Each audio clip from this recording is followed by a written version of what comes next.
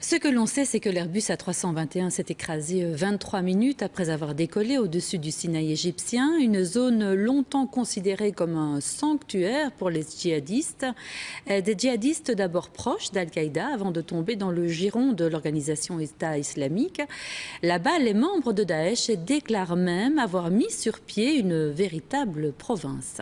Alison Delpierre. Le Sinaï, un désert à perte de vue.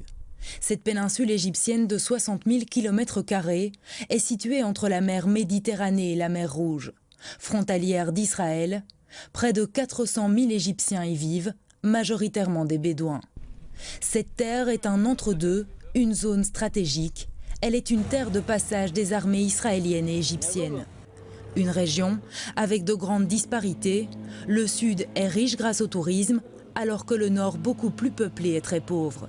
Les Bédouins sont en rupture depuis de nombreuses années avec le pouvoir central égyptien. Les populations qui résident sur la péninsule du Sinaï ont été fort ségrégées par l'autorité centrale égyptienne, le Caire. Et donc d'une manière générale, il y a déjà une sorte de ressenti d'être une sorte de citoyen de seconde zone lorsqu'on provient de cette péninsule. Face au chaos et au bouleversement politique, des groupes djihadistes profitent de ce terreau fertile pour se développer. Il y aurait aujourd'hui entre 1000 et 3000 combattants. Le groupe djihadiste Les Partisans de Jérusalem s'est rebaptisé Province du Sinaï après son allégeance en 2014 au groupe terroriste État islamique. Il a déjà revendiqué de nombreuses attaques qui ont coûté la vie à des centaines de soldats et policiers. Ce sont eux aussi qui ont revendiqué le crash de l'avion russe.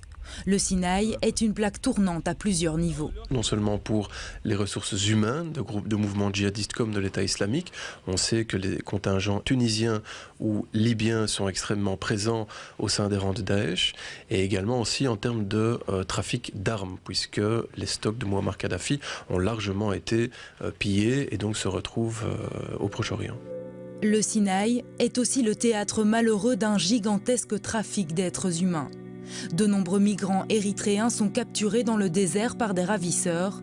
Ils sont maltraités et une rançon est demandée à leur famille.